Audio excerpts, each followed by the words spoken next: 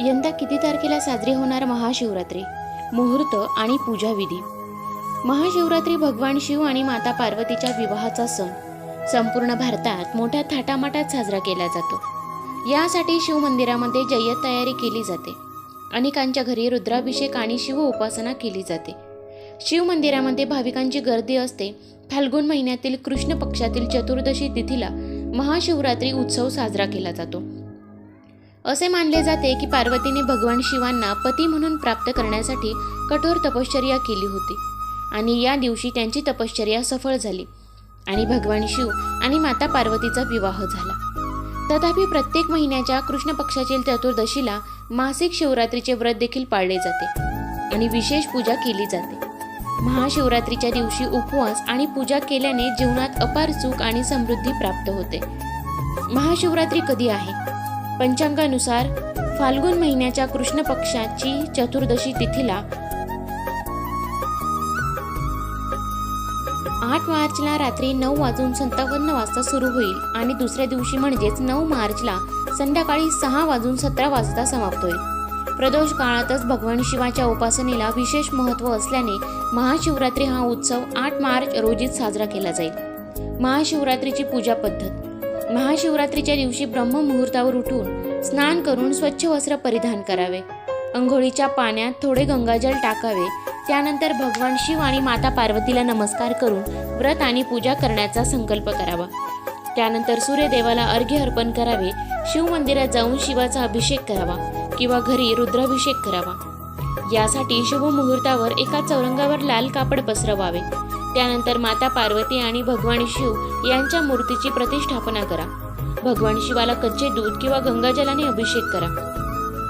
यानंतर पंचोपचार करा आणि विधीनुसार भगवान शिव आणि माता पार्वतीला अभिषेक करा. पूजेच्या वेळी भगवान शंकराला भांग, धतुरा, फळे, मदार, बेलाची पाने इत्यादी अर्पण करा. पार्वतीला शृंगार अर्पण करा. यानंतर शिवचालिसा किंवा शिवस्तोत्राचे पठण करा. भगवान शिवाच्या मंत्राचा जप करा. दुसऱ्या दिवशी सामान्य पूजा करून उपवास सोडवा. महाशिवरात्रीची व्रतकथा. एकदा पार्वतीने परमेश्वर शिवशंकरांना विचारले, असे कोणते श्रेष्ठ तसेच सरळ व्रत पूजन आहे ज्यामुळे मृत्यू लोकातील प्राण्यांना तुमची कृपा प्राप्त होईल? उत्तरादाखल शंकराने पार्वतीला शिवरात्रीच्या व्रताची कथा सांगितली. एका गावात एक शिकारी राहत होता. मुक्या जनावरांची हत्या करून तो आपल्या कुटुंबाचे पालनपोषण करीत असे. तो सावकाराचा कर्जदार होता. त्याने त्याचे कर्ज वेळेवर चुकविले नव्हते. त्यामुळे संतापून सावकाराने शिकारीला शिव मठात कैदी बनविले. योगायोगाने त्या दिवशी शिवरात्र होते. शिकारी ध्यानमग्न होऊन शिवासंबंधित धार्मिक गोष्टी ऐकत राहिला. चतुर्दशीला त्याने शिवरात्रीची कथाही ऐकली. सायंकाळी सावकाराने त्याला जवळ बोलावून कर्ज फेडण्याविषयी विचारले. शिकारी दुसऱ्या दिवशी सर्व कर्ज फेडेन असे वचन देऊन कैदेतून सुटला. आपल्या दिनचर्येप्रमाणे तो जंगलात शिकारीसाठी निघाला, पण दिवसभर कैदेत राहिल्यामुळे तो तहान भुकेने व्याकुळ झाला होता. शिकार करण्यासाठी तो तलावाकाठच्या बेलपत्राच्या झाडावर मंचान बांधून लागला. बेलवृक्षाच्या खाली बेलपत्रांनी झाकलेले गेलेले शिवलिंग होते. शिकाऱ्याला मात्र हे माहीत नव्हते. मचान बनविताना त्याने ज्या फांद्या तोडल्या त्या योगायोगाने शिवलिंगावर पडल्या. या प्रकारे दिवसभर उपाशी असलेल्या शिकाऱ्याचे व्रतही झाले आणि त्याच्या करवी शिवलिंगावर बेलपत्रही वाहिले गेले. एका प्रहारानंतर एक गर्भिणी हरिणी तलावावर पाणी पिण्यासाठी पोहोचली. शिकाऱ्याने आपल्या धनुष्याने तिच्यावर नेम साधलाच होता तितक्यात ती हरिणी बोलली, मी गर्भिणी आहे. तू एकाच वेळी 2 जीवांची हत्या करशील. हे योग्य नाही. मी आपल्या पिल्लाला जन्म देऊन लवकरच तुझ्या समोर येईन, तेव्हा तू मला मार. शिकाऱ्याने धनुष्य बाजूला ठेवले आणि हरिणी झाडाआड लुप्त झाली. काही वेळाने दुसरी हरिणी तेथून निघाली. शिकाऱ्याच्या आनंदाला पारावारा उरला नाही. त्याने तिच्यावर नेम साधला. हे बघून त्या हरिणीने त्याला सांगितले की हे पारधी, मी एक कामातुर विरहिणी आहे. आपल्या प्रियेच्या शोधात भटकत आहे. मी माझ्या पतीला भेटून लवकरच तुझ्या जवळ येईल. शिकाऱ्याने तिलाही जाऊ दिले. 2दा शिकार हातातून गेल्यामुळे तो चिंतित झाला. तेवढ्यात एक हरिणी आपल्या पिलासोबत तेथून निघाली. शिकाऱ्याला जणू सुवर्ण संधीच मिळाली. त्याने धनुष्याला बाण लावला आणि बाण सोडणार तेवढ्यात ती हरिणी बोलली, हे पारधी, मी माझ्या पिलाला त्याच्या वडिलांकडे सोडून लगेच येते. त्यावेळी तू मला मारू नकोस.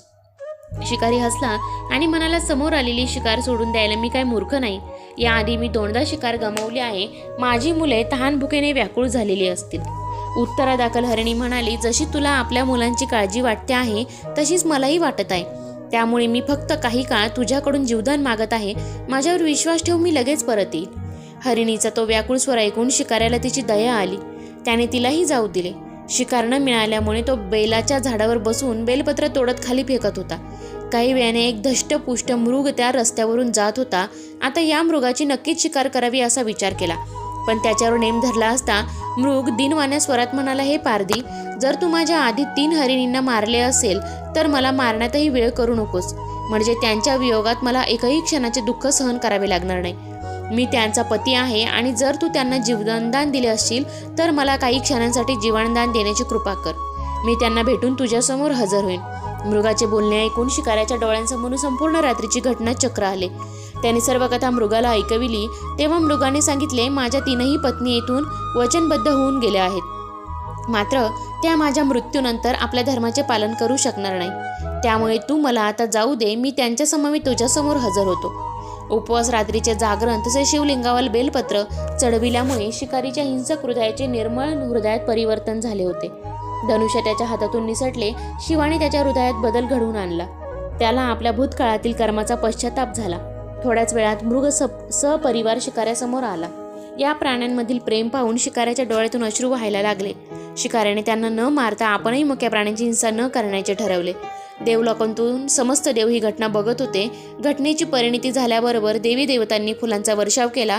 तेव्हा शिकारी तसेच मृग परिवाराला मोक्ष प्राप्ती मिळाली. तर मित्रांनो, व्हिडिओ कसा वाटला कमेंट करून नक्की सांगा आणि महाशिवरात्रीची पूजा नक्की करा. धन्यवाद.